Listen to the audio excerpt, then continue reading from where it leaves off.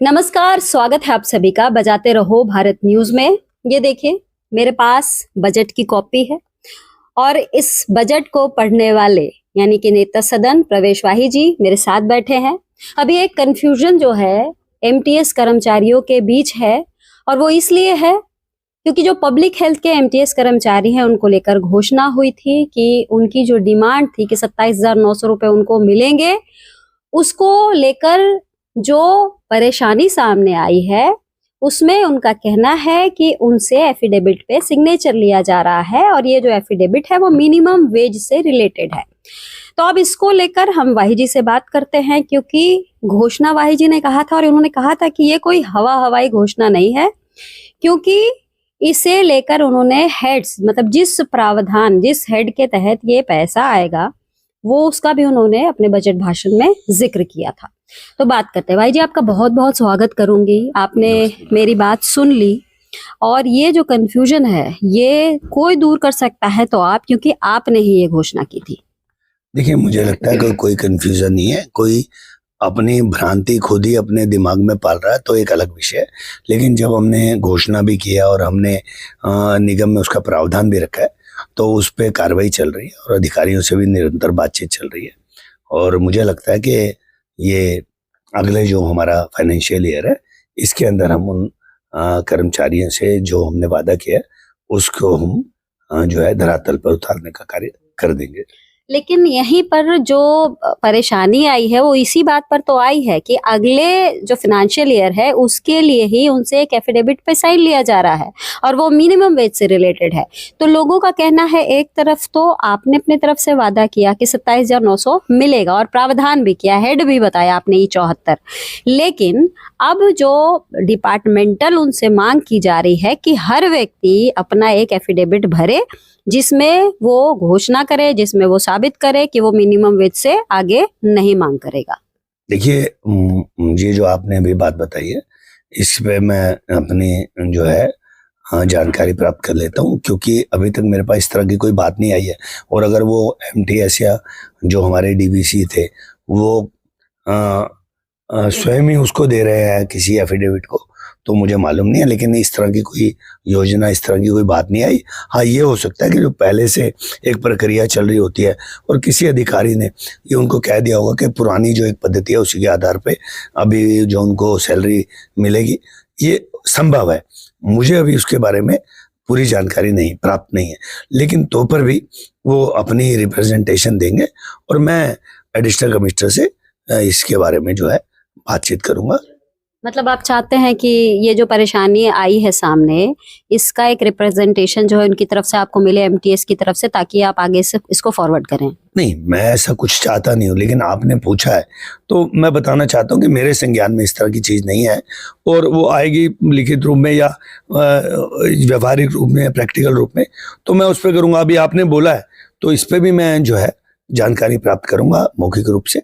लेकिन अगर वो एमटीएस को इस तरह का कोई उनसे इच्छा व्यक्त की गई है एफिडेविट देने की, हलफनामा, तो वो मुझे बताएं, मेरी जानकारी में नहीं है। और आपके है तो वो मुझे बताएं किसी ने भरा है या क्या है या उनको लिखित रूप में प्राप्त हुई है तो वो मुझे बताएं। अगर आपने अभी बोला है तो मैं इस पर भी कार्रवाई करूंगा। भाई सर, एक आखिरी सवाल लूंगी क्योंकि ये शायद आपकी नॉलेज में होगी बात कि ये जो एमटीएस है, एमटीएस में से कुछ डीवीसी कर्मचारी जो हैं काफी दिन से वो कोर्ट में अपनी ये लड़ाई लड़ रहे थे, जिसमें जानकारी मिली कि 54 या 56 लोगों को कोर्ट की तरफ से ऑर्डर हुआ, जिसके बाद डिपार्टमेंट ने अपनी तरफ से ऑर्डर जारी किया कि इनको अब 27,900 रुपए सैलरी दे दी जाए। तो एक तरफ तो जो बाकी ये 4-4,500 लोग हैं जिनके लिए आपने घोषणा की, और उनमें से जो 54 लोग थे जो कोर्ट गए थे उनको कोर्ट की तरफ से ऑर्डर मिला और उसके बाद डिपार्टमेंट ने उनको सैलरी देने की बात करी है, ऑर्डर जारी किया है। मेरा सवाल ये है कि कोर्ट के जरिए अगर ये काम हो गया है तो उसको भी आधार बनाकर तो ये काम हो सकता है ताकि बाकी जो लोग वंचित हैं उनको फटाफट मिले। देखिए मैडम, हमने इसको संवेदनशीलता के आधार पर हमारी पार्टी ने, यहाँ तक कि हमने अपनी मुख्यमंत्री महोदया को भी विश्वास में लिया, उनसे बातचीत की, उन्होंने इस पे जो है हमें अनुकूल जो है वो आश्वासन ही नहीं दिया बल्कि इसको निर्णय को अतिशीघ्र करने का हमें कहा और हमने इस निर्णय को किया। और अब कोई व्यक्ति कहे कि जी कोर्ट में आ गया, ये आ गया, तो ये तो भ्रमित करने वाली बात है। आज हम संवेदनशीलता पे भारतीय जनता पार्टी, हमारा प्रदेश, हमारी मुख्यमंत्री जी जब पूरी तरह से इसके लिए कृत संकल्पित हैं, तो इसको मुझे नहीं लगता कि आपको इस तरह से किसी भी व्यक्ति को सोचना चाहिए। अब कोर्ट में जो लोग गए और कोर्ट ने वो किया, तो फिर इसको वो हमें बता दें। आपकी घोषणा के बाद ये हुआ, ये अभी कुछ दिन पहले की बात मैं बता रही हूँ। तो मैडम हमने घोषणा कर दिया, हम उस पे एडमेंट है कि भाई हम उस चीज को करेंगे। हम तो उससे इधर उधर नहीं छिटक रहे, हम अपनी बात पे अडिग हैं। तो मुझे नहीं लगता कि किसी को इस तरह की भाषा करनी चाहिए। हम उनके लिए पूरी तरह से संवेदनशील है। हम अपने कर्मचारियों के प्रति जो है, उनकी जो 27,900 रुपये सैलरी मिलनी है, इसके लिए हमने भरी जो है मीटिंग में बोला है, और हमने मुख्यमंत्री महोदय से, वो लोग भी मिल के आए, उन्होंने धन्यवाद दिया। तो ऐसा नहीं है कि हम इतनी जल्द उसमें हम इस तरह से कोई बात में बदलाव करेंगे। मैं आपको विश्वास दिलाता हूं आपके चैनल के माध्यम से, हमारे कर्मचारियों को भी विश्वास करना चाहिए। और अगर वो सब लोग कोर्ट जाना चाहते हैं तो कोर्ट जाना नहीं चाहते हैं, जो कोर्ट के जरिए गए तो उनको, खैर आपका जवाब मिल गया। एक आखिरी सवाल, ये भ्रमित करने वाली चीज है। एक आखिरी सवाल ले रही हूँ, क्योंकि आपने अपनी तरफ से आश्वस्त किया है कि ये आपकी भी नॉलेज में वो सारे कर्मचारी आ चुके हैं, सीएम साहिबा के भी नॉलेज में वो कर्मचारी आ चुके हैं। क्या ये जो मामला है ये कमिश्नर साहब की नॉलेज में है? क्योंकि जो प्रोसीजर होता है, प्रोसीजर के तहत ही ये सारी चीजें होंगी। आपने अपने बजट भाषण में तो उस हेड को आपने उसमें जोड़ा है, लेकिन क्या कमिश्नर साहब तक ये हेड आगे जा रहा है? क्योंकि अल्टीमेटली जो उनको फाइनल डिसीजन जिसको लेना है वो तो कमिश्नर साहब ही हैं। देखिए कोई बात नहीं है, मुख्यमंत्री महोदया जो है, मुझे लगता है कि जब उन्होंने एक संज्ञान में एक चीज ले ली, तो कमिश्नर साहब वहाँ पे मौजूद थे। कमिश्नर साहब के सामने ये पुस्तक है, सभी चीज़ों को जब हमने हेड ऑफ अकाउंट में भी जो उसका प्रावधान किया है, तो कमिश्नर साहब अलग कहाँ है इस सारे सिनेरियो में। तो मुझे लगता है सभी लोग एक भूमिका में, अपनी भूमिका जब उनकी आएगी तो उसको पूरी तरह से निभाएंगे।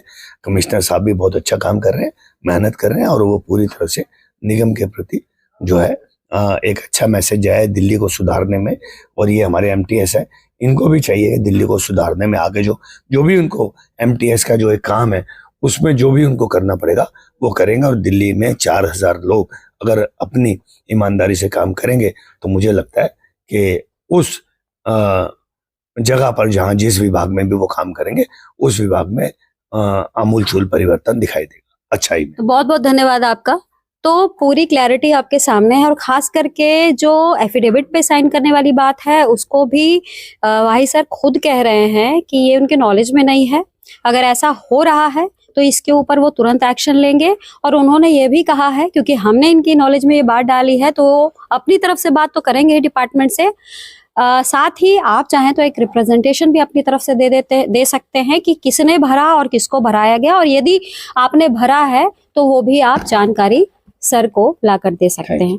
सर आपका बहुत बहुत धन्यवाद, और आप सभी का भी बहुत बहुत धन्यवाद। नमस्कार।